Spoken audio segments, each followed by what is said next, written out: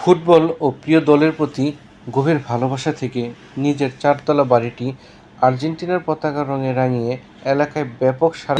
এলাকার মধ্যে আমাদের বাতেন ভাই সুন্দর একটা বিল্ডিং তৈরি করছে এবং এটার মধ্যে আর্জেন্টিনার পতাকা দিয়ে রং করা হয়েছে।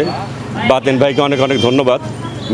আর্জেন্টিনার এত বড় একজন সাপোর্টার উনি, এই জন্য, এবং এলাকার পক্ষ থেকেও বাড়িওয়ালাকে ধন্যবাদ। 98-এর পর থেকে ওর থেকে শুরু করে 2000 লাস্ট ওয়ার্ল্ড কাপটা আমি ওইভাবে দেখি নাই। মনে প্রাণে ওই ম্যারাডোনারই ভালোবাসতাম, ওরেই ভালোবাসি।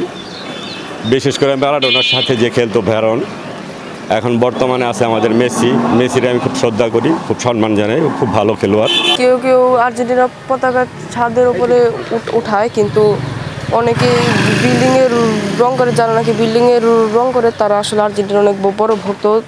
তারপরও যাদের নাকি সামর্থ্য নেই তারাও পতাকা উড়ায়। এটার মাঝে আমি কোনো পার্থক্য বিশেষ করে আমি কিছু দেখি না, জাস্ট শুধু কেউ ইচ্ছা। বাংলাদেশের একজন গর্বিত নাগরিক। আমার আসলে আরও একটা পরিচয় আছে, আমি ইউরোপের কোনো একটা দেশের নাগরিক।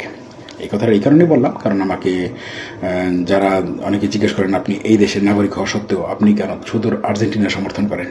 আসলে এটা মন থেকে আসে। আসলে এটা 2006 সালের ওয়ার্ল্ড কাপের পর থেকে, মেসির খেলা দেখার পর থেকে আমি আসলে আর্জেন্টিনার প্রতি অনুরক্ত হই।